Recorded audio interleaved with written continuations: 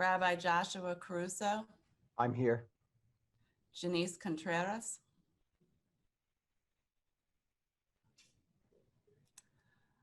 Levine Ross, Here. and Yanela Sims. Here. Okay, thank you. For a moment of silence and reflection, I'd like to take a moment to reflect upon the tragic death of Sha'Asia Washington. Sha'Asia was a 26-year-old Black woman who died during an emergency cesarean section in July of this year. Sha'Asia was a paraprofessional at a Brooklyn, New York charter school. She and her boyfriend, Jawan Lopez, announced Sha'Asia's pregnancy to Jawan's mother in a Christmas card inscribed, "To Grandma." Sha'Asia was thrilled to be pregnant. She had previously visited the hospital for high blood pressure, and on July 2nd, a few days past her due date, her blood pressure was abnormally high. The hospital induced labor, and Sha'Asia hesitantly agreed to an epidural. Soon after, the baby's heart rate dropped, and Sha'Asia went into cardiac arrest. Sha'Asia's heart stopped, and after 45 minutes of CPR, she was pronounced dead. The hospital where Sha'Asia died, Woodhill Hospital in Brooklyn, is conducting an internal review of the incident. Sha'Asia's partner, Jawan, intends to provide their daughter the engagement ring he brought for Sha'Asia for the proposal he had planned for after their daughter was born. Black women are 3 to 4 times more likely to die in childbirth and 2 to 3 times more likely to die from pregnancy-related causes than white women, according to data released last year by the CDC. The CDC research also shows more than 60% of these deaths could have been prevented. Let's take a moment of silence in memory of Sha'Asia Washington and other Black women who have died during childbirth and from pregnancy-related causes.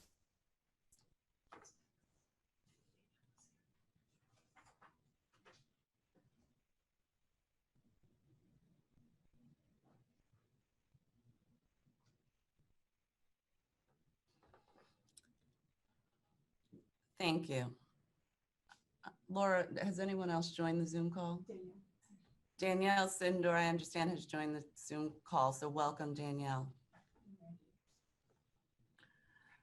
As you know, I distributed the public comments submitted to the equity@cuyahogacounty.us prior to this meeting. Again, because there is only one comment from a gentleman named Rigi Bunch, I will read it. Hi, Citizens Advisory Council. I hope this email finds you well. My name is Reverend Rigi Bunch, and I am a local organizer with the Ohio Organizing Collaborative. I am the lead organizer for the Amos Project that builds power with local clergy and community members. You probably do not know me because I recently moved here in early as June 2020. However, I am not new to Cleveland. I moved back after being away for 15 years, going to the military, attending college, and doing community organizing in both Nashville, Tennessee, and Los Angeles, California. My faith called me back home, and now I'm using my gifts in a city and state that is in the land of my birth. My local story with the criminal justice system is ugly. I was incarcerated at the age of 7 in Ashtabula County at the Youth Detention Center. Due to racism in the early 90s, it was easier and normal to traumatize young Black children with the criminal justice system. Still healing from that experience at the ripe age of 33, the show, When They See Us, is a real life story about what young Black folks experience, regardless of rural or urban areas. After defeating a $3.5 billion jail plan in Los Angeles County, I feel I can be of assistance with helping Cuyahoga County transition from investing in more jails, but care and treatment. Here's a link to the Los Angeles County's Alternatives to Incarceration Working Group and firsthand document of recommendations that was finally voted on and currently being implemented throughout LA County. Through interdepartmental collaboration and community involvement, LA County is looking to invest billions of dollars into the community versus expanding their jailing system. The benefits include, but not limited to, treatment for mental illness, community-based programming, and funds for community projects, housing, community-based systems of care, jail last approach, and the elimination of the money bail system. We'd love for folks to contact me or for one-on-ones and meet you all. Again, I'm really excited for what your council is tasked to do. This is an important time to swing the pendulum to change towards justice. My office attempted to contact Mr. Bunch to acknowledge his correspondence, but unfortunately, we were unable to reach him at the email address provided. I also received an email which was forwarded to me in my role with the Equity Council. Councilman Dale Miller received the email from a woman named Caitlin Johnson. The email included a link to an article Ms. Johnson authored for a publication titled The Land. In the article, Ms. Johnson questions the constitutionality of the Mayor's Court in Bracknell, Ohio. She also references the ACLU's work on the topic. Specifically, she references an ACLU report released in April of 2019 titled Off the Record, Profiteering and Misconduct in Ohio's Mayor's Courts, which found a substantial portion of Ohio's mayor's courts operate in ways that prioritize money over justice. The report also highlighted racial disparities associated to mayor's courts and found those courts negatively affected low-income communities as well as communities of color. At the conclusion of today's meeting, I will have someone from my staff forward Mrs. Johnson's article as well as the full ACLU report for your review. Now I'd like to take a moment and ask our county executive, Executive Budish, would you like to open the meeting with any comments this morning? Sure, if I can get unmuted. Can you hear me? We can. Thank you, Executive. Okay, thanks. And thanks to everybody on the call, the entire council. Again, I appreciate the work that you're undertaking. You're off to a good start, and I appreciate that.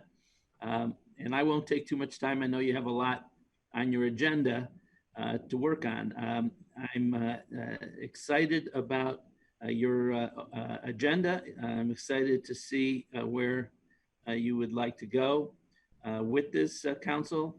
And we're looking forward to hearing your recommendations as they come in and hopefully correcting things that we can fix in the county.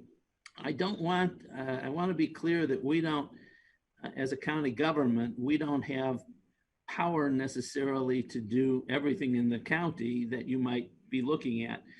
But I don't want that to limit your work in any way. So I just want to say that while the county government is, in my view, totally committed to working on the recommendations that you make, I will also commit that if you are making recommendations that go beyond what the county government can do, I do have the ability to influence, to bring together others outside the county government. And I'd be very happy to try to implement other recommendations, even if they're outside the parameters of the county government's purview. So don't let that limit you. Please, proceed as you would like. And with that, I wish you luck. Thank you very much, Executive Budish. I'd now like to turn the meeting over to Chair Eddie Taylor. Chair Taylor, would you like to address the council with some opening remarks and/or a message? Thank you, Naila. I appreciate it. And thank you as well, County Executive Budish.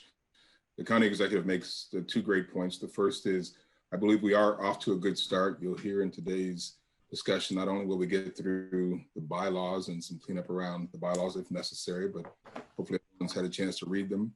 We've had some committee meetings, subcommittees as they were, whether it's communications. You hear a lot from Marcia and Randall about this ad hoc committee we've created. We're going to expand that work to others as well. And then on top of it, we'll finally, in my view, get to work in terms of true assignments, responsibilities, and then create some accountability around all that we have going on. So that is in large part the purpose of today. The second great point made by the county executive is we've seen lots of information. It's come from Laura and Naila in droves at times, but that's good because that information goes exactly to the county executive's point. We might as well see it all as much as we can endure. We might as well try to blue sky this effort to see what changes we might affect and how far we can go with it and what can be accomplished with the county executive's authority will get accomplished. But if there are remnant needs, if you will, then we simply present those to the community and hope that change, whether it's in this process or outside of this process, or our own efforts, we can affect that sort of adjustment and change in our community. So really excited about where we are. We know there's a great deal of work to go and to do, but I'd pause here to ask a question of everyone on the council. If folks have a particular feeling around progress or lack of progress or involvement or lack of involvement, I'd like to hear those, and also we can take notes and make sure we address any concerns folks have as we now enter into a work phase, as I'll call it. Chair, this is Danielle. I do have, I guess, one question, not about progress, maybe this progress. I've had some community members that have reached out to me individually asking how they might get more involved with this process. And so I know we do offer the opportunity for community comments. I'm wondering if it may be something that we need to just push out a little more broadly to help people understand how they might offer their input, similar to Reggie. I do have his contact information, Nyla, if you all would like another way to try and get in contact with him. I mean, LinkedIn messages of like, I want to join the committee. I'm like, well, it's not for me to appoint you to a committee, but people are interested. And so I think we need to think about a way to communicate to the public how they might be involved in the process.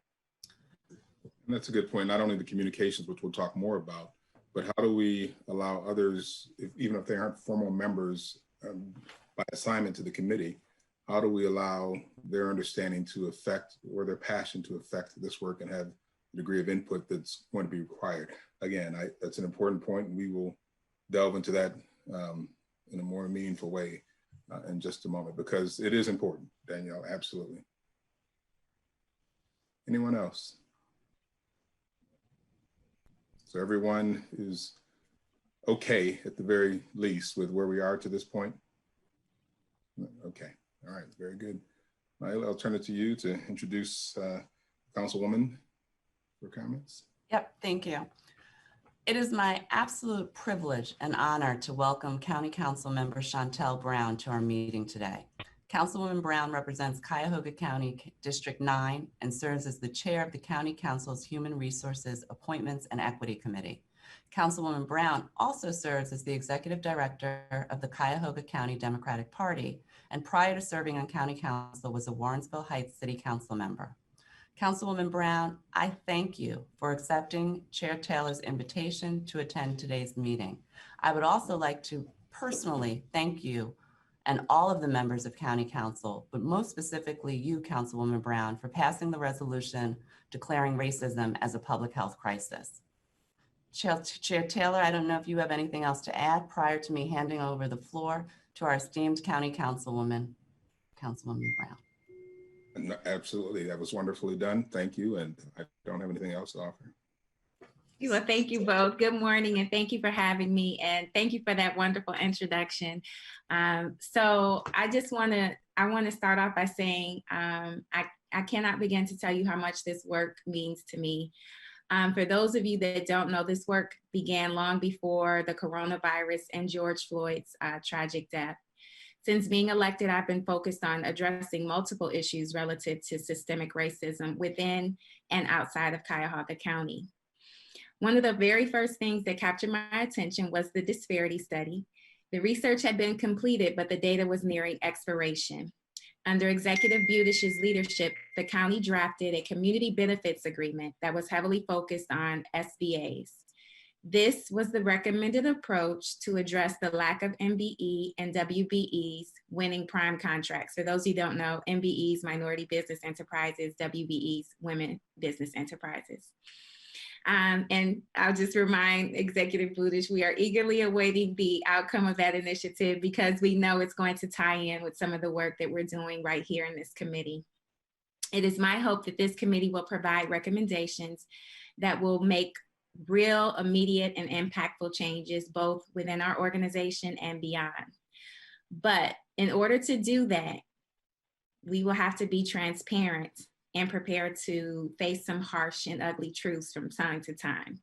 The reality is we have inherited a system deeply rooted in racism, a system that has ingrained implicit bias, often resulting in unconscious actions that have had favorable outcomes for Blacks and unfavorable outcomes for Blacks and favorable outcomes for non-Blacks. These decisions and actions need to be called out for what they are. It is important to know that when actions are called out, we recognize it may not be a direct reflection of the individuals, as many of us have been conditioned to operate in a system that has not been designed for the benefit of everyone in it. Although none of us are slaves or slave owners, we are their descendants. And by virtue of that, some of us have received tremendous advantages or disadvantages, not based on our capacity, competency, or character, but solely based on the color of our skin. To further illustrate this point, and some of you have heard this before, but I just want to reiterate it because I think it is one of the simplest, clearest, and most profound illustrations of America's disproportionate socioeconomic impact of systemic, institutional, and structural oppression.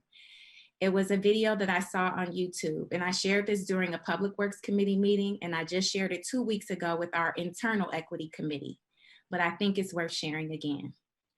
If we were to play a game of Monopoly today, and for 400 rounds, I don't allow you to have any money, any property, and nothing on the board. You don't get a turn, and not only that, you must play on my behalf. For the next 50 rounds, I allow you to play. Then I take everything that you've earned and built, something like they did in Tulsa, Oklahoma, Wilmington, North Carolina, Elaine, Kansas, Rosewood, Florida, real communities where Blacks had accumulated some economic wealth and power. These Black people were massacred and their communities were literally burned to the ground. So for 400 years, you don't get your own turn to play, but you must work on my behalf to make me wealthy. Then for the next 50 years, you get to play, but I don't like the way you're playing because it appears you're catching up. So now I destroy everything you've acquired. Now, finally, after all of that, I say, catch up. And the only real way to do that would be to share the wealth. But even when the wealth is shared, you are met with emotional terrorism, which is the constant reminder that you are only here because you are an equal opportunity hire. So the system has been rigged against Black people for centuries. But what is more astounding is the resistance we receive at the request of resources to address these inequities that were legally forced upon us at no fault of our own. This is our reality as Black people, and it has been happening for so long that even doing what is right sometimes feels wrong. But I'm here to challenge us to be bold, do something different by dismantling the system that has proverbially, figuratively, and literally had its knees on the neck of Black people. So I'm looking at this group to peel back the layers and reveal some of the things that may be a little bit uncomfortable, but must be addressed. I'm looking for this group to identify issues and points of intersectionality so that work can be done collaboratively to address issues of racism within our organization and beyond, because as the executive said, they do exist. We can't fix them all, but now's the time not to be embarrassed or ashamed to bring them forward. In fact, in the public health scenario, we should view ourselves more like doctors and surgeons looking to kill cancer, which is the racism in our organization and our county. And the county is our patient. Although we did not cause the cancer, we are in a position to remove it, and we need to use every tool at our disposal to do it. So as I close, I am looking for this group to establish short, immediate, and long-term goals to address the issues, as well as identify the resources you think we need to address them. I'm looking for you to be candid, but always respectful. And trust me, I am under no illusion that this work will be easy. In fact, I expect it to be difficult, but I also expect the people here to operate in a way that will leave a legacy of tangible outcomes that will move the needle away from the status quo and towards establishing new standards that will provide real opportunity and equity for people who have been left out and looked over for far too long. So thank you, Ms. Bird, for your leadership. Thank you, Chair Taylor, for allowing me to kind of kick this off for the great work that I know will be challenging, but great. Thank you very much. And thank you. I'm feeling a certain inadequacy after your comments, so I think someone else should talk next. Anyone want to raise their hand to go next? All right. Yanela, did you have something you want to offer? Yes, I wanted to kind of tap into a statement that Chantel made about minority-owned businesses and women-owned businesses. And I think that it is, absolutely necessary that we support small businesses. But I want to expand the economic development beyond that. There's a lot of people who do not own businesses. They go to work. They are, fast food workers, healthcare workers, janitors, security officers, you name it. And there's opportunities. I've witnessed, several instances where both the city and county could have intercepted some disenfranchisement that went on with some of these groups of workers. And I want to make sure that I lift that up, that, not only do we need to support businesses, but we need to make some commitment to the regular worker that shows up and cleans a toilet in a building every day that, the city and the county are putting dollars into. So I don't know at what point we'll start having those types of discussions, but I wanted to piggyback off of that statement because, I understand that if we're going to do this work, it needs to be across the board. It can't just benefit a particular group of people as far as the economic development piece. So I'm sure we got a lot of discussion before we get to that, but I just wanted to raise that up to make sure that it doesn't get lost. Fair point, exceptionally fair. And I don't think any of us are talking to the exclusion of the folks who, as you described, are toiling every day to earn a living and lift this community. Not everyone can be an entrepreneur or business owner. Not everyone should be, just like there are lots of job descriptions that everyone can't participate in or succeed. So and it's not success. Sometimes you just don't want to, right? So I certainly fully understand your point. And it's in there. It's baked into what we're going to talk about, but it's important as well to lift that message up at every turn. Anyone else? Well, great comments, Councilwoman Brown, and thank you again for talking about the need for collaboration, right? The history we know we shouldn't forget. The disadvantages created, we know we shouldn't forget. But if we decide to do this without being collaborative and in some ways build teams that maybe are around consensus, but maybe it's about creating some particular advantage, then we will have missed an opportunity because it's going to take all of us to make this work and to make it right. So I especially appreciate that message. And I'll look forward as well to, I think you mentioned that we're waiting for the CBA from the county. Is that? Thank you for the question. We actually put together CBA 5 years ago. And so we're at the point now where we should be getting the results back from that original agreement. And the reality is, if the results from that particular agreement does not deliver significant increase of MBEs or WBEs, then I believe the law will afford us the opportunity to do what is known as set-asides for minorities and WBEs, but not having taken the recommended approach that we did would have put us potentially in a legal situation. So there were steps that were recommended so that if we get to the point of set-asides, we shouldn't have any pushback from the law, because we did focus our initiative on SBAs, small business associates, so that it was intended to capture MBEs and WBEs. And I see the executive is giving me a lifeline here, so he's unmuted himself. So I'm going to kick it over to County Executive to elaborate a little bit more if I've misspoke or left anything out. No, actually, you've done very well. You're right on the point. I just wanted to confirm in the last, we did the disparity study back in 2014, came to us in 15. We, based on that, there were disparities, but under the law, we could only do certain things. As you correctly stated, we could do SBEs, we could do, what was the word, aspirational goals, but we basically with no teeth. So we did what we could. I think we went beyond what we could. And the internal expectation was that it probably wasn't going to be enough.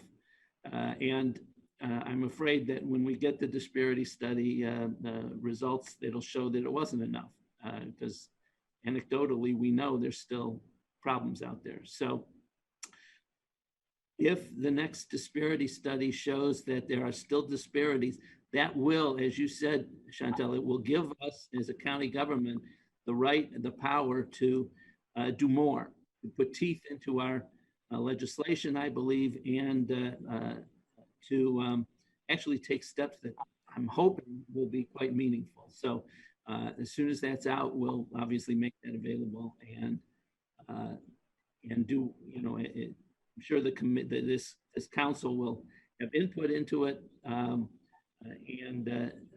certainly the county government, county council, and the administration will move quickly to implement whatever we can. This is the next step. That's the way the law works.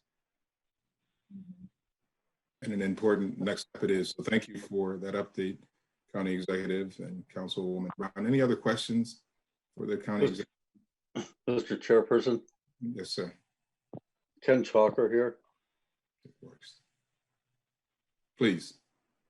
I keep cutting in and out, but I wanted to ask if we could perhaps have the Councilwoman's opening statements this morning as part of the documents in our record, that we could reflect on what she had to say to us. I think that it was an eloquent statement and a moving one.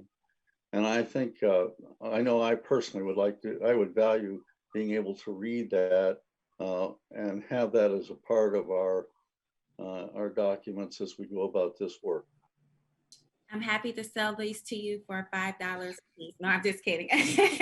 I'll get that to you. I'm going to have, I'll have my chief of staff make sure that there are no typos, and we'll make sure to get that to the body and make sure to get that to Clerk Byrd and Chairman Taylor to distribute to all of the members. And thank you for those kind words. I really appreciate that. And you were underselling at $5. More zeros to that. Councilwoman Brown, if you could have your chief of staff just send them to Laura Black, and she will make sure that they're attached to the minutes of this meeting and distributed to the council members, if that's acceptable to you. That is perfectly fine. And I should also note that we have an outstanding staff member who is on the call, Levine Ross, who in my absence, or if our chief of staff is not available, who is more than capable of handling anything that you need relative to the council. So please know that she is a tremendous and greatly valued resource of this body and this organization. So, but I will do that. I do know that Mr. Nani is aware, and I'll make sure to get that over to you guys, I promise. Thank you. Well, thank you, Councilwoman Brown. Thank you, County Executive Budish. We appreciate that. We will move now into a bit more of the work part of this discussion. Ms. Byrd, if you wouldn't mind teeing up the unfinished business, and in particular, our governance discussions around bylaws. We'll go into some details, but certainly, and we have, as you know, Chairman, we have Assistant Law Director Wada Fasad. She's on our call today. She has drafted the bylaws. We got them into a final form. We submitted them. Laura sent them out on my behalf to the council members in advance of today's meeting. So they've been circulated.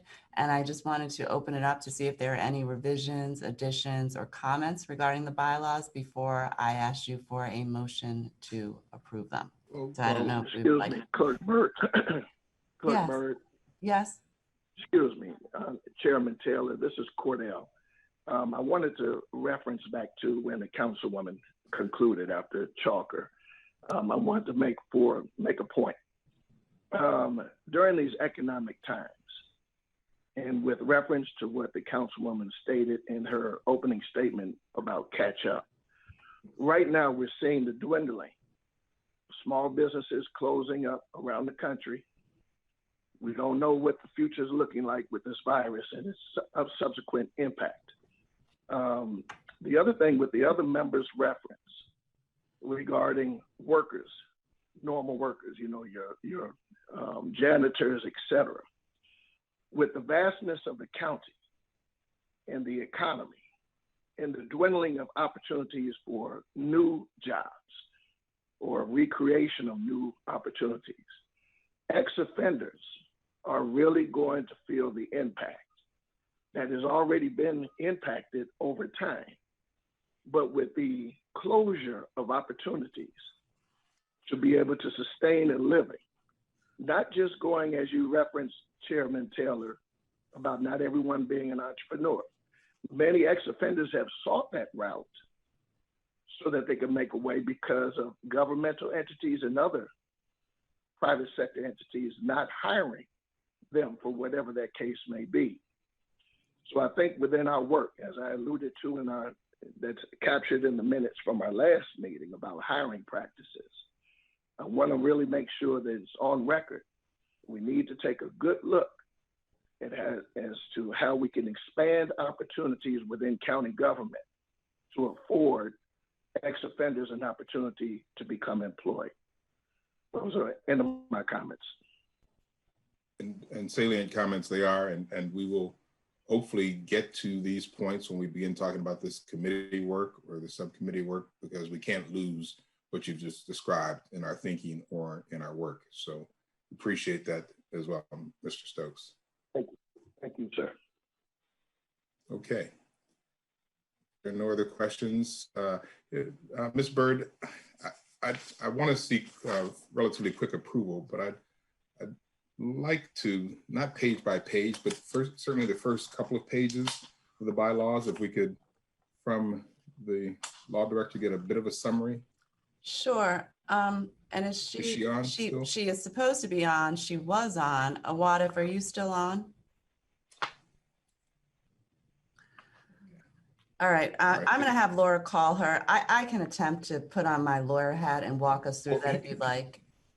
Well, here's all I'd like. So in section 2, so I'll call it the preambles. Section 1, creation of name, well understood, easily digestible. Section 2, the functions and the duties. This is the work of this council. So I hope everyone has had a chance to look at it, but I'll call out in particular point number 2, which goes to the essential charge. They're all essential, but one of the charges of this committee, the review, the focus, the recommendations, and remember how important that is, to reduce the disparity between Black and white people when it comes to these elements that we've talked about: healthcare, criminal justice, health, food, safe and affordable housing, well-paying jobs, and business ownership. And we're talking about jobs and business ownership, quality transportation, educational opportunities, safe places to be active. That's a pretty good expanse, as we've talked about. We're going to try to focus this work so that we can accomplish all parts of these by the end of this year via a report. But I just wanted to hear how all of those things, as you hear them read aloud, sit with the folks on this council, as you, again, consider what the charge is of and for the group.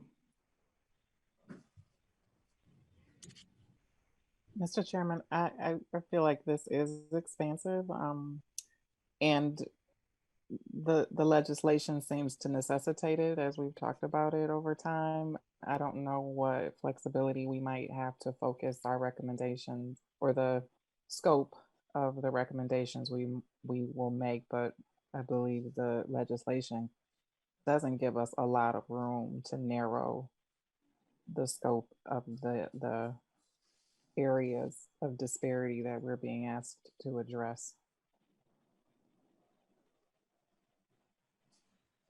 Agreed. And go ahead. Someone was going to add.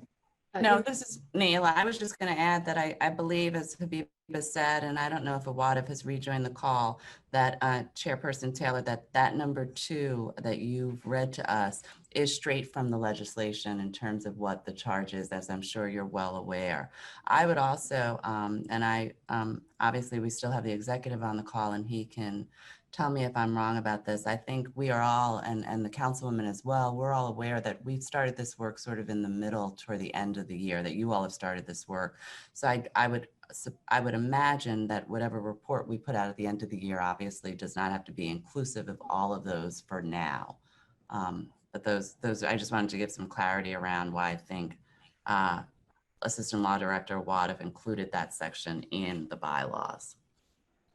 Yes, because we will endeavor as best we can. I want us to all have the right level of expectations more about this in the next hour or so of our conversation, but I want to be certain that we don't fail ourselves or this work or at least to have a sense of failure as we go through this, because it is a lot to chew off. And again, in a moment, we'll hear more, but I just wanted that message to sit with people for a moment. Hey, Eddie, if I may, I'm still reflecting on, Janela's statement earlier. And, when I think about the majority of the people that are impacted by these inequities, I do think of the average person who is a worker, and through either their treatment by their employer or their collective bargaining agreements or just whatever, that they are being oppressed. So,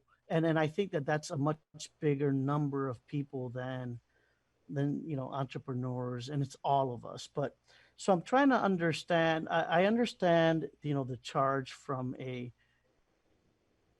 data quantitative perspective, but where is the accountability when the average person is mistreated by the county through the employment practices, through the contracts, pay, so forth and so on? Does that rest under some of these other, like the County Equity Commission and Human Rights Commission, or does some of that, looking at some of that, fall under this committee? Well, I don't have an answer other than I know this committee doesn't have any enforcement powers. We are to make recommendations and create reports, but we certainly have the councilwoman on and the county executive on, I believe, still, and Ms. Byrd, because what you're talking about is not only, it goes well beyond recommendations. If I might jump in, Chairman Taylor, this is Councilwoman Brown. I think that it's important, the comments that Ms. Sims pointed out are represented in the original legislation as we touch on fair wages and the disparities of wages and workers. So again, be bold. And as you said, reach for the skies. What I hope to see from this body are bold and aggressive ideas to address these issues. The recommendations that you make can shape the policies that this council can introduce to have a place for workers to be able to deal with the challenges they face when their contracts are being up for review or transition. Right now, as it stands, we are limited in what we can do, but I know Yanela to be a bright mind. And so if she can help shape a policy for us that could put some teeth into contractors as they come in for new bids, so that we aren't cutting the legs out from beneath workers who have been performing well and doing a good job, and now they're risking their income because someone else just wants to have larger margins. That's not right. As it currently stands, we don't have much authority. It's just kind of an ideal of leverage that we have when it comes to some of these contracts as it currently stands. But perhaps we can create a policy to help the workers. And so that's the challenge, and that's the hard work that I'm asking this body to do. The worst that can come out of it is a no. But if you don't act, if you don't put the policy forward, we'll never have an opportunity. And I shouldn't say never, but the opportunity to make such a request may not come back around for quite some time. So go for it is all I'm trying to say. Just go for it. So that sounds to me, Victor, and to Ms. Sims, that's the beginning of a recommendation by both of you. right? And the beginnings, this is going to be an iterative process, as we understand. We're going to make these recommendations, and we hope that because they have some strength and data behind them, that the county council and the executive and the body will figure out ways to make these policies more enforceable. So again, because it's a process that's going to evolve, I think that's a good place to start from a recommendation standpoint. And So I want to add one other thing that I stole from Cory Booker, and but I put my own little spin on it. Good changes don't come from government, they come to government. So your ideas that you bring to us are the things that we will utilize to make good government work for the people. So please bring them to us, and then make us do the work to flush out the details to see if we can put real policies and real ordinances in place to make the quality of life better for all of our citizens. Perfect. So thank you for that. Two other quick things with respect to the bylaws, and then we'll get to Ms. Bird's request for a vote. Excuse me, I wanted to add an additional comment on the point that you made about number 2. I think that this would be a good opportunity to engage the communications component on these issues, and maybe, you know, and I'm sure some of this information already exists, but you know, we're talking about the public, right? And like, what does the public need to see as far as transportation? What does the public need to see as far as affordable housing?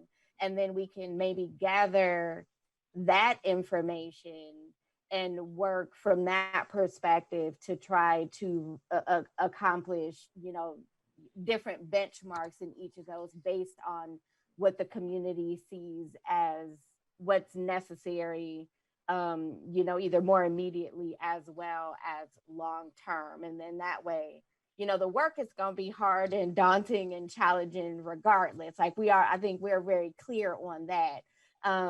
But we're also kind of charged with addressing each of these sections, and us as a body, like the people that are on this call, are probably not the ones that are most affected by inequities in all of these areas. So I think it's very important for us to reach out to the community and say, you know, if you could have the best transportation system, what would it look like? How would it change your life? How would it help you get to work, and whatever the case may be? And then we work back from there and establish some goals and some benchmarks to accomplish those outcomes. So, great so, you know, observation.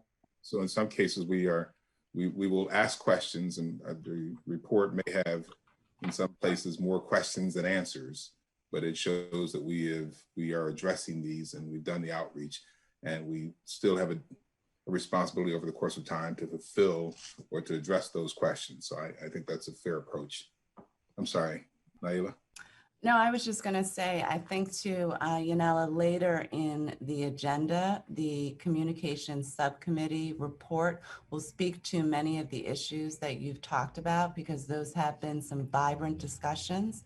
I don't want to steal Phyllis's thunder, but if I could just indulge your patience, I do think there'll be a robust discussion coming out of the recommendations from that subcommittee's meeting that really does hit on almost exactly what you're saying. And maybe we can recruit you to join the subcommittee. Amazing. All right, we're gonna move Great, forward just a little bit. We're gonna move forward just a little bit. So as I mentioned, Section 4 officers, we know we have a vice chair. We are going to defer the discussion on the vice chair until the next meeting. I don't want folks to think that we're avoiding the subject. And then Section 1, as we move up above that a little bit, the CACE has a composition of 9 to 15 members. Are we compliant at this point, Ms. Bird, with that 9 to 15 number as we vote on these bylaws? That's a yes, I assume. I don't know if she heard you. I'm sorry, I did not hear you, because the assistant law director is sending emails about joining the meeting, so I apologize. And that's okay. I was just asking, it's a fundamental question. I was just asking if we are compliant as we vote in Article 2 in terms of the composition. I believe I know the answer. With the 9 to 15 citizens range for this CACE?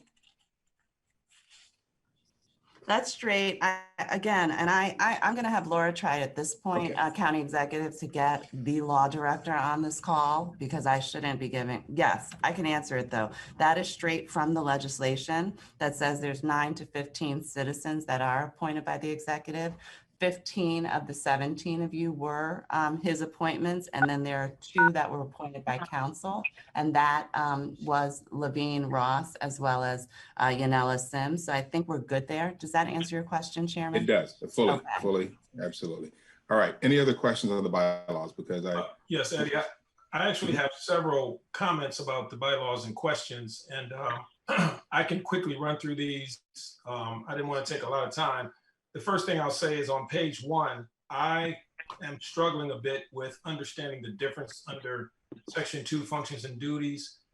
Number 1, number 4, and number 5 appear to be very similar. Providing input on the full range of equity issues is one of our tasks. Periodically reporting and recommending policies is the second one, and then acting as a resource for information. Those arguably are interchangeable. I wasn't quite clear on how those are different, and I'm hoping that we could get maybe clarification, or maybe even just have the author maybe revisit that, and maybe there are some ways to pare that down. Quickly moving on. Can you hear me? Excuse me, this is Alana. yes. Can you hear Oh, me? yes. Am I in? Yes, we can. Okay, Yes, good, you are. Good. Great. Sorry about that. I was having technical difficulties. Good morning, everyone. Let me just first say that I lifted the language pretty much from the enabling legislations there too, and the resolution. And the language was directly lifted from these legislations where you think there is some overlap. I mean, this was a, just a recommendation. Of course, you can tweak it. I do want to say we tried to keep it simple, straightforward, and flexible. And again, it tracks and it's consistent with the enabling legislation and resolution. Okay, thank you. Chairman Taylor, if I can proceed, are you okay with that? Randy, can I just ask a question? Would you like me to work on sort of, I'm looking at what you're saying, and I think I can come up with a way to minimize and combine those 3 sections if you'd like me to do that. And make That'd it be wonderful. I mean, it just felt redundant, and if, not that it's incorrect, but I can pare it down. Okay. I wanted to be clear under composition on page 2. I didn't quite understand the composition section where it talks about 15 citizens appointed by the executive and confirmed by the council, of which not more than 3 may be employees of the county, and 2 county residents appointed by the county council. Is that all within the 15 total?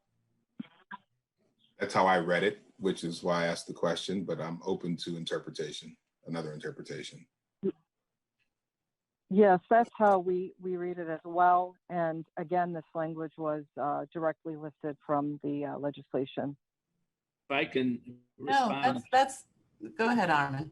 We initially had it as 15, 9 to 15 in the original legislation. Council amended it to add 2 more that they would appoint. So it's 15, not including the 2 appointed by the council president. Those are additional. And I think that's why, Randy, if you notice on the 3rd line, it says the and 2. So it's all of the first part of that sentence, and 2 county residents appointed by council. But we can change that to, instead of the word and, putting in addition to, or something. I can use another word to make it clearer, or have a Awada use another word to make it clearer. Well, I think the issue is that second line, of that 9 to 15, of which not more. So it has to be cleaned up if this is an and proposition rather than right. Yeah. But the and comes after that. It is read, Eddie, the way you're saying it. So it's 9 to 15. Of that 9 to 15, not more than 3 can be county employees. And in addition, there's 2 other members that are appointed by council. Hence, So- now it's 17. Okay. Would it be more clear to say that the group should be composed of 17 people total? Yes. And then specify which 15 are appointed by whom and what the specific numbers are and where they. Certainly. So Wadif, are you still on the phone? You can make that change. Absolutely. We'll make that change. And I do apologize. I have to exit. No, I have to get on another call, but I'm glad that I was able to join for the first part.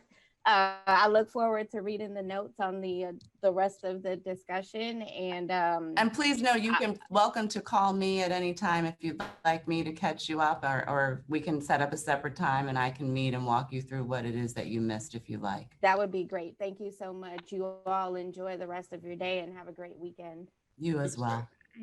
Phyllis, you're going to add something? Phyllis, what were we going to add? Oh, I'm sorry. To Yanela, because I think she was asking questions that we are getting to around our communications report. Yeah, so right. I know. So maybe go. Phyllis, I can call Yes. you and or Victor, and we can go through it in more detail so that I'm clear and have a appropriate understanding of kind of what the initial goals are. Yes, and we'll need your input. You're drilling down. Okay. All right. All right. Thank you. Bye-bye. Thank you. Have a great day, great weekend. Randall? Yes. Moving on, I think consistency in documents like this is always quite helpful. And if you look at section 1 on page 2, this group is referred to as the case. If you look at section 4 under officers, it opens up with the advisory council. If you go to the next page under voting, it opens up with the equity council. So I think we should be consistent whatever we call ourselves and not use all these different terms, because I wasn't quite clear on, is this something different or, so it seems easy enough to just call it the CACE if that's the acronym that we think serves us best. So that's the recommendation. And the cleanup and staffing. The cleanup and Article 3 staffing. I'm sorry, this is Alexis. I appreciate that, and we'll make that change. So moving forward, so you want to be referred to as case, and we can make those changes in the bylaws. That would be my suggestion, but I open it up to the body to make sure they're okay. No, let's make it consistent. Yeah. Clearly, we'll have terms that are interchangeable along the way, but for the purposes of this formal document, we should make it consistent. Okay. Moving on, Mr. Chair. Okay. Yes, sir. I'm trying to move expeditiously. Page 3. The chairman knows I'm a bit of a stickler proofreader, just because of my Policy Bridge work, where I have to read documents like dozens of times before we release them. But you'll notice the third line and the fourth line, instead of case, it's just CAC meetings versus CACE meetings. So just adding the E to that. Page 5, I just wanted to ask a quick question under regular meetings. Did the legislation state that we will hold at least 8 meetings per year? I just wondered where that came from.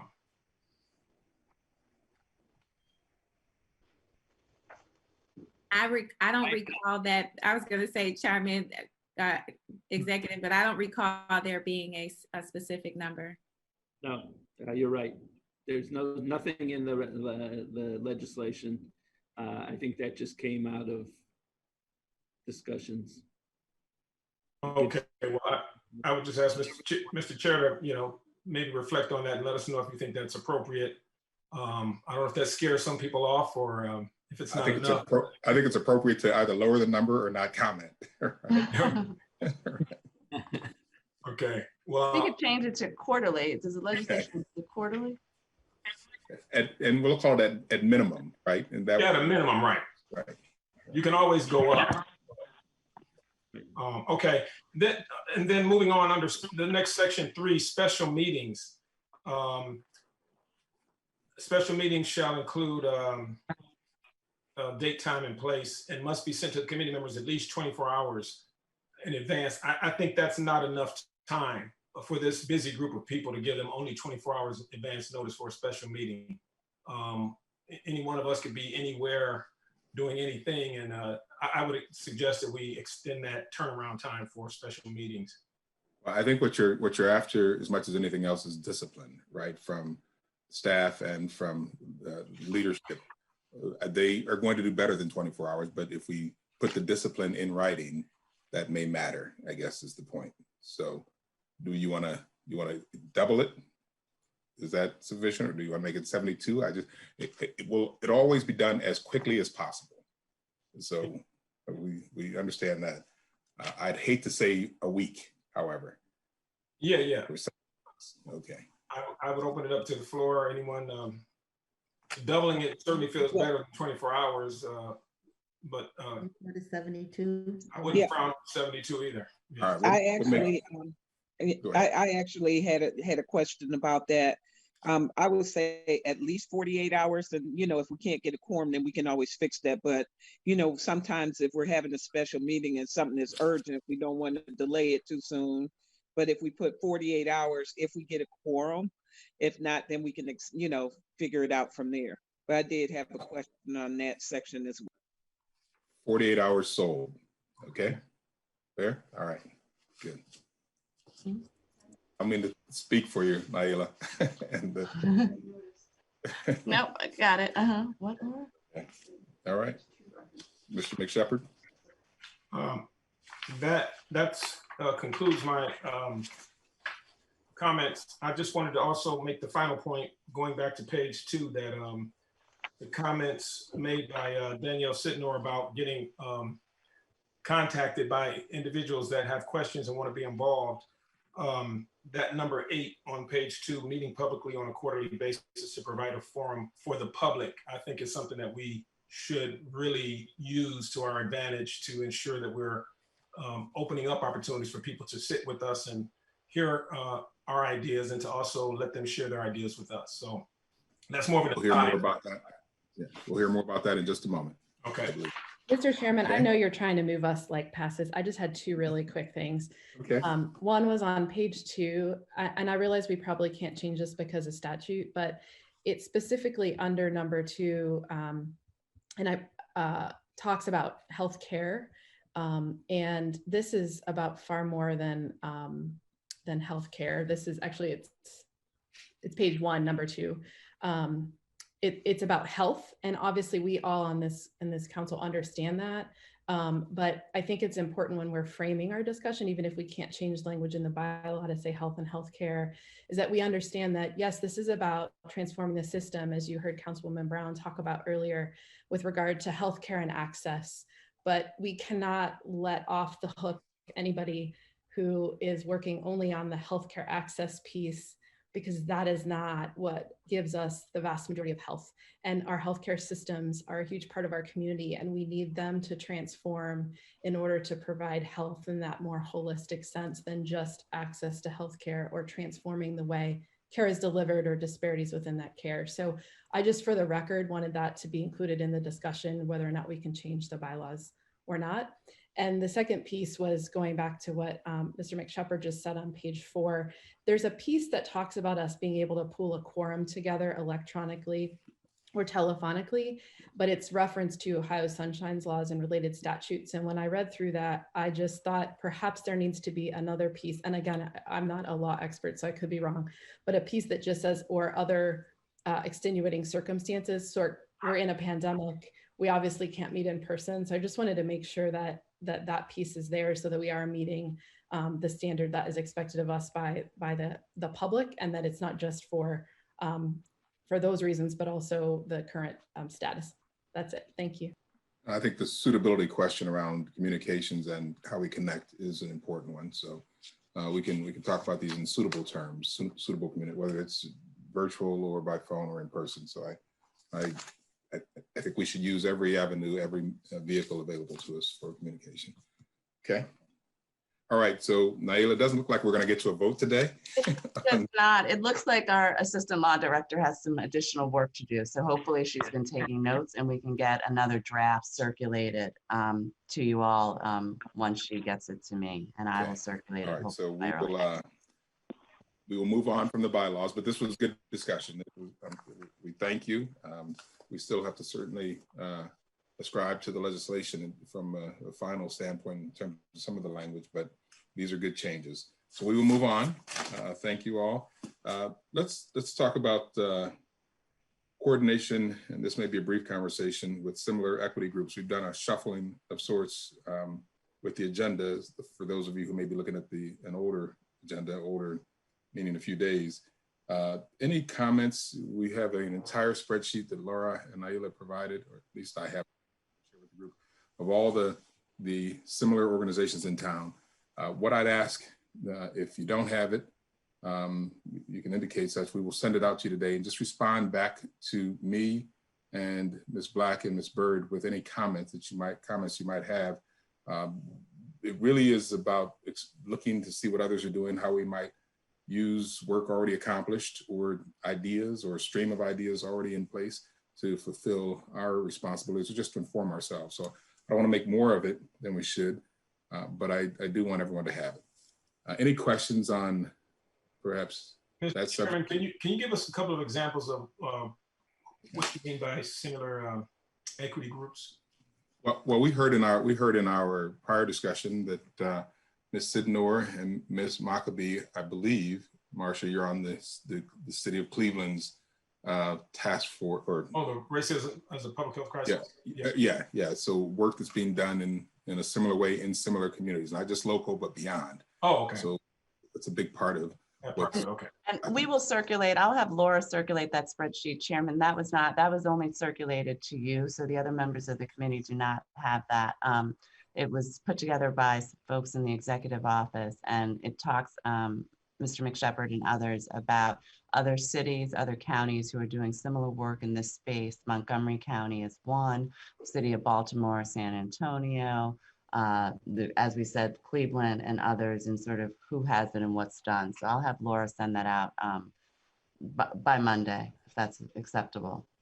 That's acceptable. Thank you very much. Naila, okay. I think we did get that spreadsheet. What I don't think we have is like at the here locally. And if I understood Ms. Sidnor's comments from our last meeting, there are multiple and simultaneous efforts locally to consider and address racism as a public health issue, and how would we coordinate our engagement and communication with those? So Habiba, I misspoke. You got it as well as Eddie, because the communications subcommittee received it. It was put together by an intern that's working in the executive's office and with Eliza. So the communications subcommittee got it, and of course the chairman, but the broader group has not received it. So the broader group will get it. And yes, the coordination should be a hoped for outcome, but we're not there today. I believe the good news is we have crossover from a membership standpoint, so we'll share in that way. But I'd like to at least have folks just have that information to review. And if they want to go dig deeper and discover what others are doing, that's great as well. Is that fair? Okay. All right. Let's move into the new business part of our conversation. And the first group up, and I'll say to Randall and Marcia, we're adjusting a little bit from what we talked about earlier, but you guys are pros. You'll figure it out. Let's start with the subcommittee on communications. So this communications subcommittee has met twice since our last full body meeting. In these meetings, we discussed a plan to communicate the advisory council's progress with the public and a forum to gather information from community members. Again, I'd just like to take a moment to publicly thank the county's Chief Communication Officer, Eliza Wing, for her continued work, dedication, and commitment to the subcommittee group. Subcommittee Chair Harris, would you like to provide a summary of both meetings and what was discussed, including the proposed work with the Cleveland Foundation's Common Ground? Sure. Thank you. This, I think, directly speaks to number two, encouraging community outreach and public participation in the development of equity goals, strategies, and programs, among other goals that we have around transparency and as much community engagement as possible. So CASE subcommittee, the communications subcommittee met last week and with Stephanie Hicks Thompson, Senior Marketing and Communications Engagement Officer for the Cleveland Foundation, to learn more about and determine if the Cleveland Foundation's Common Ground platform and process could serve as an effective way to engage Cuyahoga County residents and provide needed feedback. This is one suggestion. We are discussing many opportunities. We think that it will evolve over the course of us learning and hearing from community members and how to really position ourselves in a way that there's some reciprocity around communication. And there's some details that we would like to discuss after reviewing the proposed structure and consideration of additional support offered. It was determined that we would present this idea to the full council for your consideration. The details include the number of participants, which might be possible under this structure, and that is about 600. The structure would include 3 one-hour facilitated Zoom meetings, events that can accommodate up to 200 per event. It would require 20 breakout rooms that will be utilized. It's recommended that the breakout rooms be limited to no more than 10 individuals in each room, including the facilitator and a scribe role. I don't know if everyone is familiar with the Common Grounds model, but basically there are community discussions where facilitators receive training. The foundation supports marketing of the events and provides materials and also guided questions, and we'll get to some of those. The 20 breakout rooms I mentioned will be provided with each of the Zoom meetings for up to 200 folks. There are some recommended questions that we are proposing after reviewing Montgomery County. And this also speaks to having this information that's shared about other work that's being done and both locally and across the nation where folks are addressing racism as a public health crisis. Some of the questions there are 5 questions being proposed. 1, as a resident, how are you impacted by inequities by race and ethnicity in your daily life? We'll send this information to you so that you can, take a look at these questions. They might, we're open to them being enhanced. Number 2, how are members of your family and/or community impacted? 3, what do you see as the top 3 challenges to achieving racial equity and social justice in Cuyahoga County and why? 4, what are some of the changes that could be made to reduce inequities in Cuyahoga County? 5, what are some of the barriers around advancing racial equity? And this is where I think also support from Yanela would be helpful, because she began to drill down to some of the questions relevant to the areas of focus that we're charged with addressing, like transportation, healthcare, and things like that. It is a suggested role for council member engagement. I mentioned the 20 breakout rooms where there would be a facilitator and a scribe. And so what we're suggesting is that each of us, play a role in either facilitation or scribe, or even suggesting someone, if we have the privilege to have staff to be engaged. There might be opportunities for other folks who are interested in engagement to also serve in these roles. This will limit the number of paid facilitators and scribes that might be needed if we are able to fill the bulk of those positions. We are suggesting a budget line item in support of this. The facilitators are paid $100 per engagement by way of suggestion of using trained facilitators who are connected to Neighborhood Connections. I think that's correct. We have proposed timing. We are, up against really want to present the community with information about our work by December. And so the proposed timing would consider our having 3 events, 1 morning event, 1 evening event, and 1 weekend event. The dates that we are suggesting would be Monday, October 19th for a Monday Zoom, Monday, October 19th for an evening Zoom, and Saturday the 24th for a weekend afternoon time Zoom event. SurveyMonkeys will be provided post-event and in the chat room as we wrap up. We think that the proposed timing would allow for a report or a summary of the conversations to be available by late November. In terms of support for this process, the Cleveland Foundation will offer conversation structure, guidance, and trainings through pre-recorded videos. They will offer social media promotion. They will offer back-end infrastructure. So the Zoom meeting rooms and the breakout and event registration pages. And so this will be helpful in terms of not creating something new necessarily. The support role in terms of the county will offer help with identifying facilitators and scribes, promotion of the events, technical support during the events, and survey creation and dissemination at the end and after the event.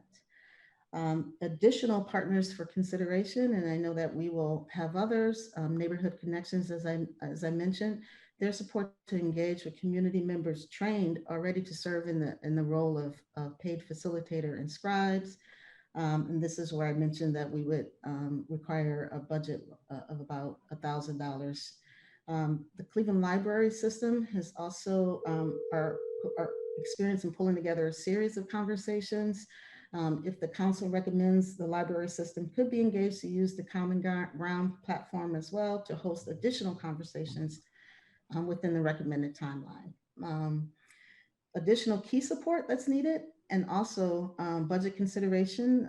I put on here, ideally no cost or low cost, are the experts to actually review and summarize the qualitative information provided by the scribes via the 3 Zoom meetings. So somebody to take the information and summarize it. And we do have some suggestions, Policy Bridge. So Mr. McShepard, your organization was listed, CSU Urban Affairs, and we are looking for others in your feedback on other opportunities.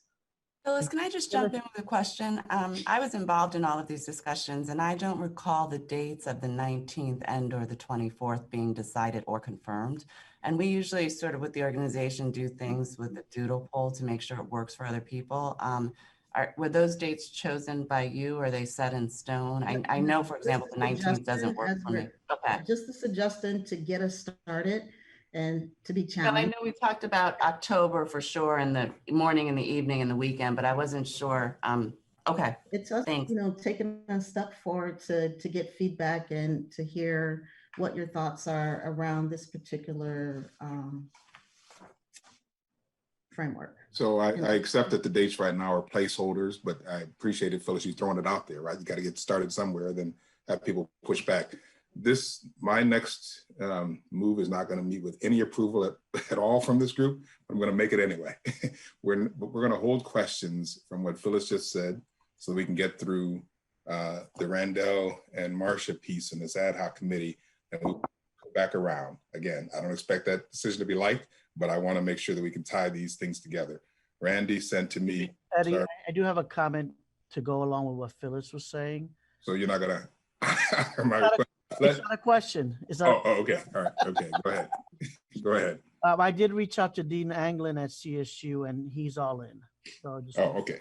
Perfect. See, that was worth listening to, Victor. Thank you. So Randy, you sent me the memo. Let's do this. Let's summarize as best we can the memo. Then you, me, and Marcia will talk through our recent discussion through our ad hoc work, which marries nicely to the work we just heard from the Communications Committee, Subcommittee. Okay, I'll be very brief, Mr. Chairman.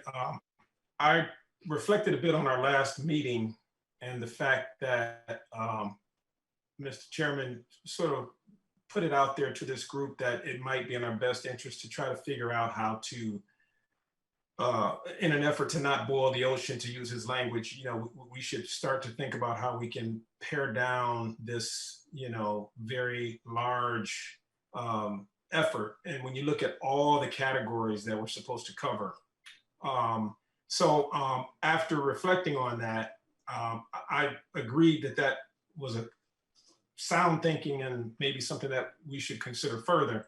So I sent a memo to him basically making this suggestion that we take those 9 areas that are outlined as focus areas that are part of legislation that we're all going to be working on for the next several years.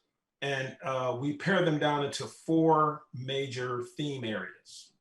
1, criminal justice. I think there's more than enough work to be done in that particular bucket alone, from juvenile justice to adult incarceration to, dealing with and understanding county prosecutor's office, issues like bail reform, and on and on and on, right? The second bucket was just strictly focused on health. Heidi, I'll refer to it as health and wellness, but the issue of health, that could be COVID-19, that could be lead poisoning, that could be mental health, that could be all sorts of issues, health disparities, et cetera. The third major theme, the title I came up with was economic opportunity. And under that particular bucket, I think we could group business ownership, well-paying jobs, workforce development, and educational opportunities. I see those 3 as easily sort of melding together, and they're similar organizations and a lot of the same actors in that space. And then the fourth and final bucket, I gave the title Equitable Quality of Life. And underneath that included safe and affordable housing, safe places to be active, healthy food access, and quality transportation. And I just think that in breaking it down this way, if we were to have perhaps subcommittees focused on each of those 4 buckets, we really could start to sink our teeth into the myriad issues that come with each one of these topics. But it's in bite-sized pieces, if you will. It's a lot easier to sort of get your arms around a few of these areas, or even if it's criminal justice is a big area in and of itself, rather than trying to have 15 or 17 people address 9 different categories in sort of broad fashion. So there's a few other pieces and parts to this, but that's the big idea that I wanted to put on the table that Chairman Taylor wanted me to share with the group. And I guess at some point he'll ask for discussion or feedback about that thinking. But it was just a suggestion that I thought would help us to better get our arms around these many areas, and to maybe move swiftly in all 4 of those directions with a bit more focus. So because I called them professionals, I know Marcia and Randy will deal with this challenge successfully. Marcia, the part of what you were going to talk about was the detail in these areas. You can do that, or you can talk about some of the folks we're going to reach out to. If you have that sheet, if not, we will. I do as well. I do, Mr. Chairman. Proceed as you wish. Proceed as you wish. I'll try to incorporate both at your direction. All right. So as we began to talk about the notion that was raised at the last meeting, one of our action items is to begin to interview individuals within the structure of Cuyahoga County so that we can begin to develop perspectives and get input upon which we will then later develop a set of recommendations. And we learned a lot from our discussions. 2 things. We realized that there are committee structures and county leadership areas to look at right within the county under Executive Budish's purview, but there are also other entities outside of the county that are tangential to and touch upon the county's work that could also provide perspective. So for the sake of our beginning work, and I want to commend Ms. Bird. She is such a valuable asset to our work, who, because of her depth and breadth of understanding and connection within the county, was able to give us great advice and counsel about who in each of these areas. And we did take the 4 that Randall suggested, the focus area themes: criminal justice, healthcare, economic opportunity, and equitable quality of life, with those subcategories that he mentioned. And we began to develop a list of potential people that should be interviewed within each of those areas. Now, Mr. Chairman, we can, if you like, for the sake of time, because I feel the press of time, have this document go out, or if you would like for me to cover that, I will do at your pleasure. Let's do both. The document will be distributed to everyone in the group so that you don't have to take exhaustive notes right now. But I'd also like for you and Randall to press through, as you described, some of the individuals in those focus area themes. So why don't you take the first 2, Marcia, criminal justice and healthcare, and then Randy, you can take, actually, Marcia, you take the first 2 and then Randy will take the second 2. Yes, sir. All right. So under criminal justice, and you will see that there are some crossovers of individuals that really will be interviewed from multiple perspectives and areas. We're looking at Mark Stanton under criminal justice, Mark Stanton, the county public defender, Bob Corey, chief of public safety and justice services, Mike O'Malley, county prosecutor, Dave Schilling, county sheriff, Judge Sheehan, administrative and presiding county common pleas judge, and Judge Michelle Early, administrative and presiding Cleveland Municipal Court judge. Under the healthcare heading, Terry Allen, who's our county health commissioner, David Merriman, director of health and human services, Matt Carroll, chief economic growth and opportunity officer, Scott Ozlecki, Chief Executive Officer of the Adams Board, and Randy, I'll toss it to you for economic opportunity and equitable quality of life. Yes, thank you, Marcia. Just a couple of immediate people that we wanted to touch bases with under economic opportunity, and that included Matt Carroll, Chief Economic Growth and Opportunity Officer, and Ted Carter, the Chief Economic Development and Business Officer.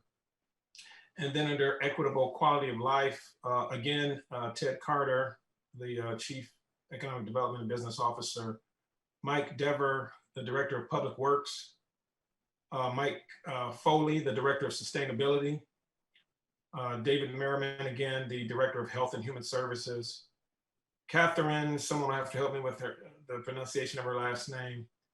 She's the Chief Innovation and Performance Officer for the county. Dr. Flanse Caver, who's the Chief Operating Officer and Interim Secretary, the Treasurer of Greater Cleveland Regional Transit Authority. So hopefully you're starting to get a feel for what we're trying to do. We certainly aren't suggesting that this is an exhaustive list, but we're saying that it would be to our benefit to start to understand the inner workings of the county and to have county leadership from these various departments or areas answer some pretty tough questions around what's working, what's not working, how equitable they believe current day practices are, how things might be changed.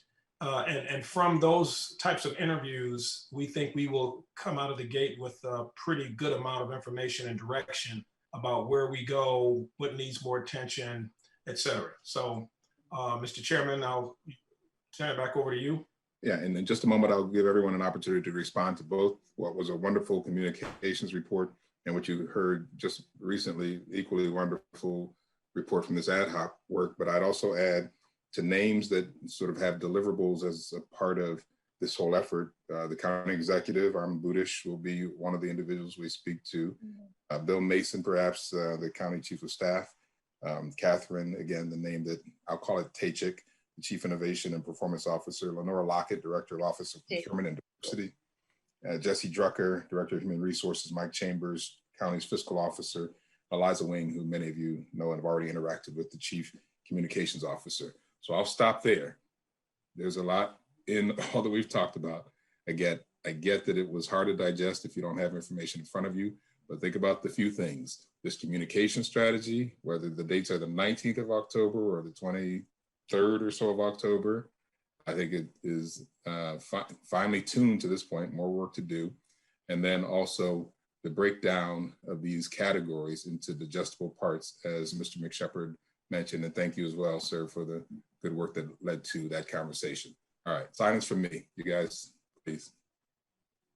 Mr. Chairman, I want to thank the committee and Randy and Marcia and all the work that you've done today. I think this actually crystallizes and clarifies our work, and I think it's digestible, and marrying that with the communication strategy, it gives you themes that you can actually do with the common ground if that's the way we decide to go, where people can sign up around the community around these different areas. I just want to commend you to help us think through how to get through this, and I'm supportive of different areas. I just want to commend you to help us think through how to get through this. I meant it when I said silence from me. I did mean it. All right. Mr. Chairman, just a question. I may have missed it in the list, which I also think is very, very helpful and important. What about the Juvenile Justice Center? Is there someone from the clerk of courts there or the administrative judge that was mentioned? I may not have heard it, but I think it would be important to hear about some of the pressures and things that are particularly being experienced there. Judge Tom O'Malley would be the right person. Tom, if I may, this is Naila. Reverend Judge Tom O'Malley was mentioned, and he is the administrative presiding judge of juvenile court. All right, thank you. I missed it. I apologize. It's okay. As well as you know, Mike O'Malley is our county prosecutor, and he was also referenced under juvenile justice, and Mark Stanton, our public defender. Yeah.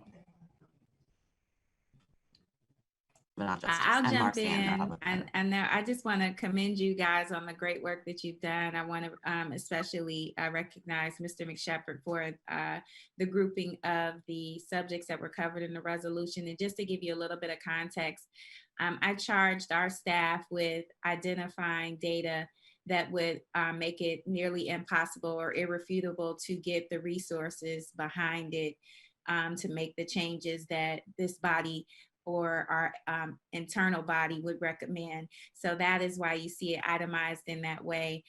It was very intentional in doing that so that, again, it would make it hard for anyone to object. So the way you've combined it and crystallized it, as Ms. Lee indicated, is great work on your part. And I thank you, Marcia Maccabee, for the work that you're doing. All of you, I'm very excited about the work that you've already done this far. And I think it's also important to note that we were very intentional about the timeline. We know it's a narrow window, but I think many of you have been in this work for quite some time, know that a lot of times what tends to happen as it relates to work around equity and diversity tends to get pushed along or sits on the shelf, and then people tend to forget about it. So I was very intentional with making an aggressive deadline of this year, because I did not want to lose the momentum that has been that we have at this very, very unprecedented time with COVID-19 and the tragic death of George Floyd. It just amplified and accelerated the needs that of the work that needs to be done. So I just wanted to give you a little bit more context as to why the timelines might seem aggressive, but we do understand that this is going to be long, exhaustive, and arduous work. And I just couldn't be, again, more proud and grateful of your willingness to contribute to this body of work. So thank you all. Thank you, Councilwoman. Thank you. Thank you, Councilwoman. Mr. Chair, if I could just add to Councilwoman's sentiments, and then just from the group, being involved in so many of these different processes, whether it be at the municipal level or the business level, I think what she just stated resonates with there's an increased amount of interest and demand for our time as I would say Black leaders, and I know there's multiple different leaders on the phone, but speaking from that perspective, to give our time at these tables for these conversations, and not always knowing if there's going to be the commitment from the convening body to really work towards activation of the ideas and strategies that will come out. And so I appreciate in the way that this has come together so quickly and thoroughly, those in the best position to be able to actually execute and not just spend a lot of time identifying the things that we already know are present. And so I would just continue to encourage us as we move through this, knowing that our time together is always limited, that we keep this similar type of cadence, that we'll have to do the work in between. We'll have to be reading and preparing and knowing that when we get the ideas and the actions that, you know, have been brought to the table. So I thank you all for the format and for the expediency that we've gotten to this point of the process. Thank you, Danielle. So from Mr. Cavanagh, please. Yeah, Mr. Chairman. So I just want to echo what everyone has said thus far. You know, and, you know, Randall, Marcia, Phyllis, you know, this work is really important and daunting. And I think that what you've shared today helps me at least, you know, I have sort of a vision of, you know, how we're gathering all of the information and feedback from our residents in the forum that was shared, and I'm very supportive of that platform. And then, you know, sort of once that's shared, you know, once we develop that cadence of the subcommittees, you know, using that data, right, as we begin the work, right, so we understand the viewpoints, the perspectives, the perceptions of the community and our residents, to really just be a launch point for this work. And I mean, I'm just really excited. Wasn't sure when this would happen, but the way it happened, I just give everyone accolades who's been involved in this work so far. Thank you. Rabbi Caruso, Ms. Ross, and others, any comments from those who may not have had anything to say? And I put you on the spot, and that's just what I do. But certainly love your input if you have any.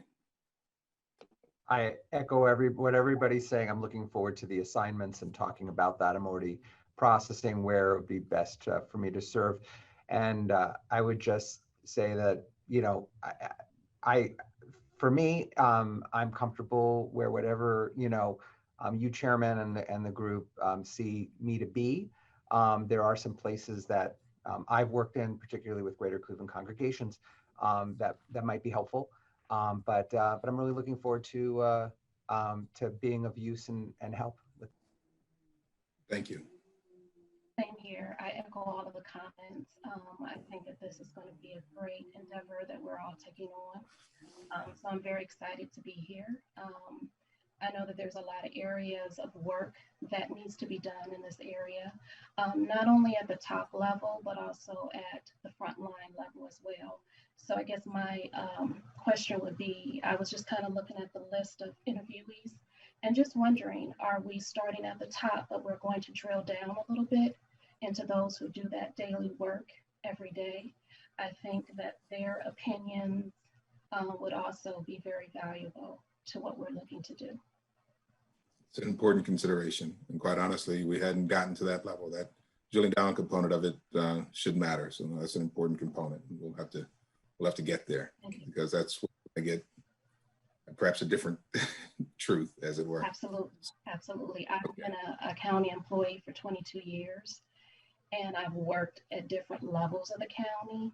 So I think that having also other perspectives, not only at the top level, but also those who do this work every single day, who is working with our public, providing those services, I think is definitely very imperative to what we're trying to do. Thank you. Yeah, that's an important consideration. So I do want to give Phyllis and Victor, anyone else on that committee with you guys at this point? Abiba, this is Abiba. I am also a part of that committee. Okay. My fault. Oh, that's I knew that. Please, so you guys, if we wouldn't mind circling back around so that we don't miss something there. Is there a way to include some of the county staff and the Phyllis in that work that we're doing with Common Ground? maybe? And is that a way to at least start that process?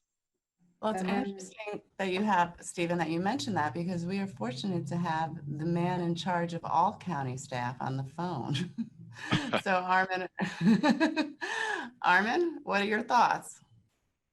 I'm not sure I understood exactly what roles, but yeah, our county staff is available. We want. So I can answer that question. The roles Phyllis is talking about is if we have a common ground forum with the support of the Cleveland Foundation, they require a facilitator as well as a scribe. And the facilitator has to go through training to facilitate the discussions in the breakout rooms. And the scribe is just that one who takes the notes so that they can then be provided to a third party.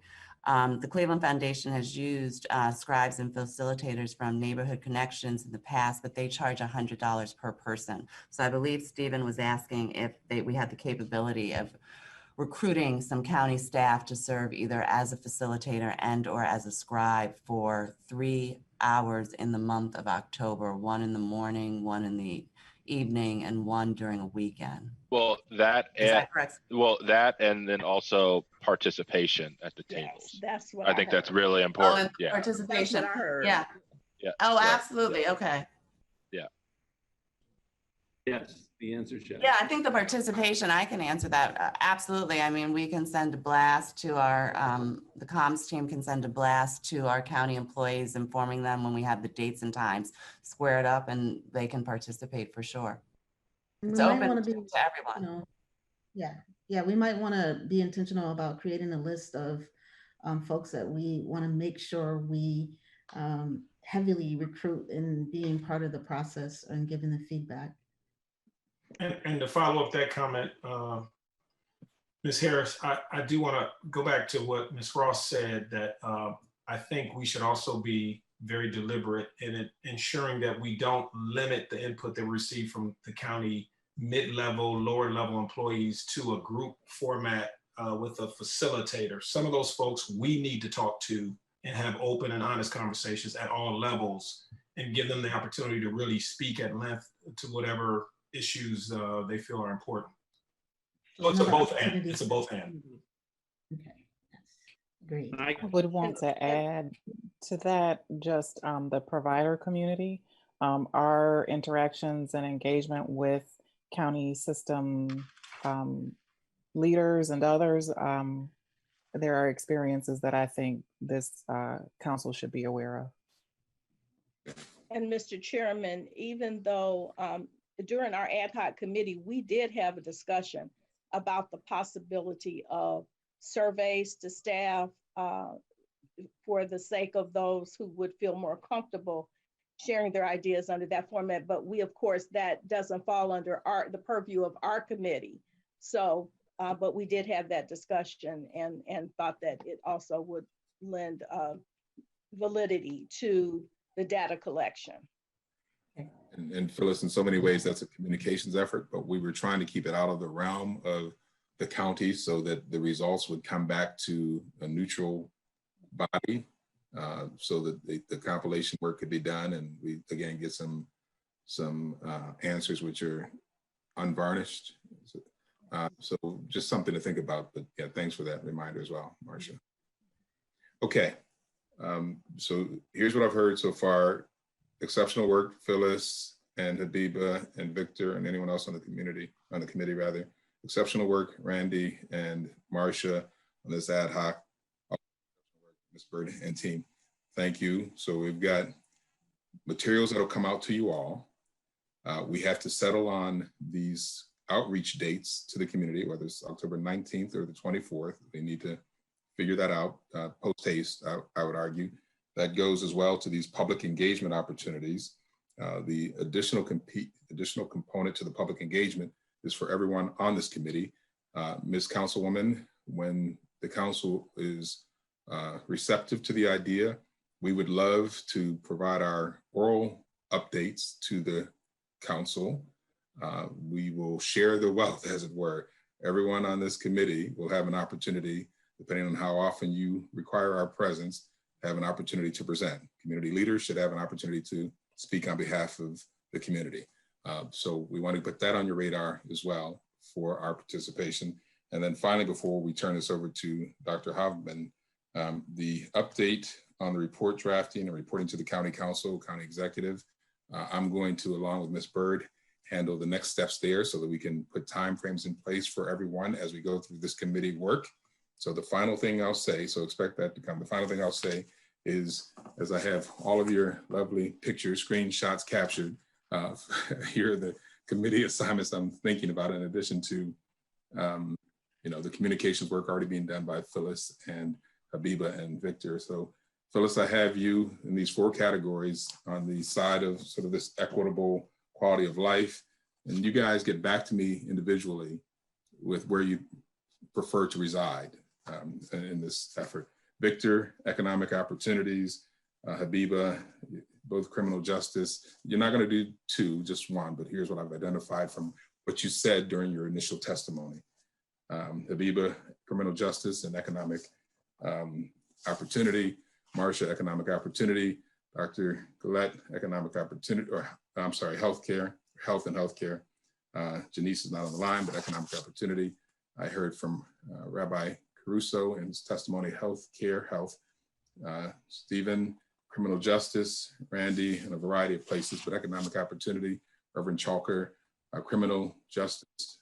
India, economic opportunities. Cordell, equitable quality of life. Danielle, economic opportunities. For Sheila, we had her title was economic equity, so we'll call it opportunities. Yanela, again, economic opportunities. And for Levine, healthcare and equitable quality of life. You can see there's an imbalance there in some of these. So I read them off because this is my initial take on where folks might focus their efforts. But please get back to me, because I'd like to resolve this within a week, if at all possible, so we can get chairs named and work together so that we can then accomplish the report drafting. All right. Any questions of me before I turn it over to Dr. Havemann? Perfect. All right. I'm good accepting no questions. Thank you, Chairman Taylor. Just wanted to give a brief update on the systems mapping, and also give a chance if folks had any questions. So I've set it up so that there's now a database that's pulling in the previous reports, public these hearings in terms of both the recordings and the transcripts, and a set of source documents to begin mapping the system as it's been described previously around equity. There's been quite a bit of previous work already done there. That's really excellent. The goal of that is to really make sure that it is transparent. So it's not just sitting in an office and constructing a systems map, but that people can go back and check the assumptions, and other people, if they want to replicate the work, it's available as a both a public and transparent resource. The other piece in that, in terms of preparing a systems map and sharing it with this council, I'd like to request that, and just reading through and watching the videos, there's quite a bit of interest in systems generally. And so wanted to open it up, forming a core modeling team, which would meet every 2 weeks to review, provide guidance on the systems mapping, and then also later on the mapping of solutions that might come from various committees, recommendations, and so forth.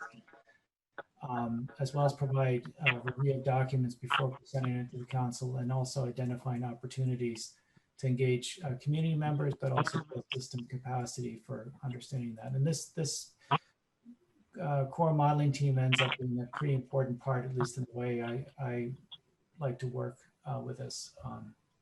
So I wanted to open that up, and I can answer questions or communicate with folks separately. I'd like to be a part of the core modeling team, and I know I'm putting her on the spot.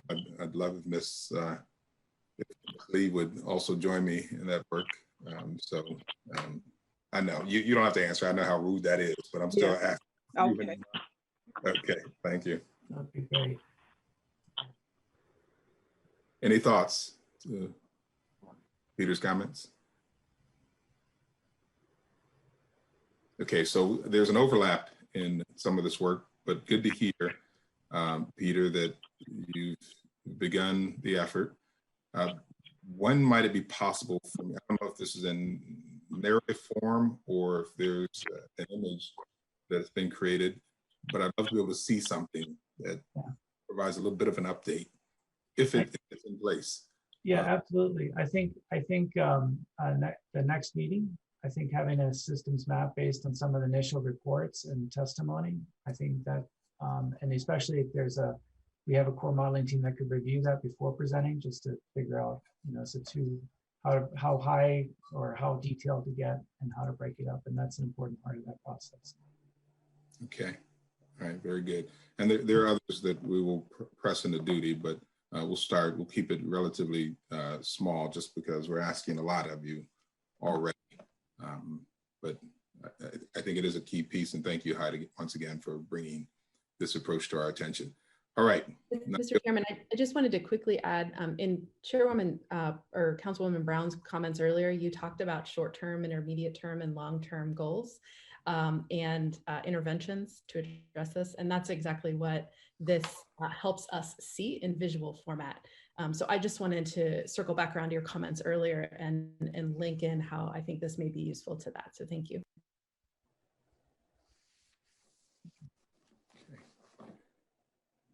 All right. For the good of this conversation or any other conversation that's on your mind, any comments from folks?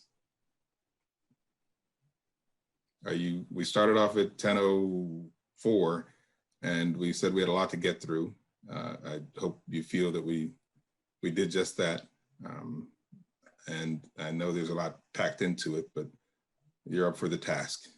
So all of you. So thank you for all of the commitments, but we do have a few minutes left there. Mr. McShepard, Ms. Maccabee, who now have this, as I've described it, we know we've called it an ad hoc committee, but it's de facto, maybe the legal term is wrong, Ms. Bird, correct me, de facto executive committee of sorts. Anything from you guys? So, Mr. Chairman, I would just like to say that I think that to Danielle Sidnor's comments about the cadence of the meeting and the way in which the work has been structured and moving forward, I certainly appreciate as a member of the ad hoc committee. And I would also say that as we go down this journey in our committees, that we should continue to keep the resolution as our guiding post around the work that we need to do. And I think with that and communication across the different groups that we're doing will lead us, I think, in a very measured manner to where we need to go. And it's an honor to serve, Mr. Chairman. Thank you. I would just agree with everything Ms. Maccabee just shared. And I wanted to make a recommendation to this full body, which is if you haven't read this book, if you want to understand what it's like being Black in America and the systemic systems that have been built from the very beginnings of this country, I have read many books, and this is one that I can say with full confidence captures the essence of the work that we're charged to do with this committee. And, I always said that if there was a document that I would want my grandkids to read, and if I never had a chance to talk to them about what they should prepare for, this book covers it. So Caste by Isabel Wilkerson, it's being noted as one of the best books of the century thus far by many notables. And I think it would be a helpful backdrop for any of you that care to read those kinds of books. But just wanted to share that. Thank you. Randy, if I could add to that, there's also a podcast that she's doing with Oprah, the talkback, and she actually kind of walks through some of the different pillars in the book. So for those of you that might not dive into the whole book right away, you can also get like a preview of the content. Oh, great. Oprah. Thank you. Great. So anyone else? Thank you for that, Randall. We've got the book here. My kids are now reading it, and I'll get it when they're done. So, oh, good. Yeah. So I'll just add, I could have ordered 2 copies. That's just not how I do things. Keep going. I would just add a thank you to everybody for, again, your continued commitment. I know that when you all went through the confirmation process with council, Councilwoman Brown asked repeatedly, are you willing to commit the time, energy, and effort to make this work? And you all said yes, and I think you've shown that by your commitment. And I especially want to thank Nayla Bird and Eddie Taylor, who I know have been spending a lot of time offline as well, working so that these meetings are productive. So thank you both. Thank you, County Executive Budish. Thank you, Councilwoman Brown. I will give the final word, unless no one else is unmuted at this point. Final word to Ms. Bird and also her Chief of Staff, Laura Black, if she has anything she'd like to add, because they do work endlessly to, as I said, push out information to me and to others, but also they've made themselves available and responsive. So, Ms. Bird, who is on mute right now? Come on. All right. She's not on her game today. The other thing I'd say, or the last thing I'd say to everyone is thank you again for your time, attention, and continued commitment to this very, very, very important work at a very critical time in our society. To close out the meeting, a doodle poll will be distributed to determine your availability for the next meeting date. Chair Taylor, I, of course, will probably speak to you within the next 48 hours.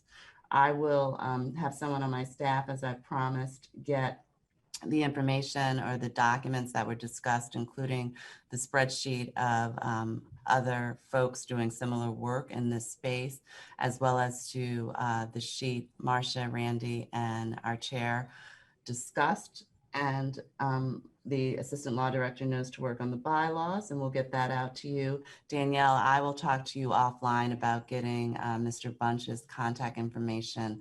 And Phyllis, I will also call you, and we will send out a doodle poll with some days available to have the discussions with Common Ground. So those will be sort of the next steps for me and my staff, if that is okay. Very good. Very good. Marcia, I see you've unmuted. Let me just say this before you do that. A number of you have sent messages to me indicating a committee or subcommittee you'd prefer to be on. We'll reconcile all that as well. So thank you for the responses. Marcia? I don't have anything. No. Oh, I'm good. okay. I'm good, sir. I'm good. All right. All right, everyone have a great week. 11:58. Have a great weekend, everyone. I'm adjourning the meeting at 11:58. Thank you. Thank you. Perfect. Thank you.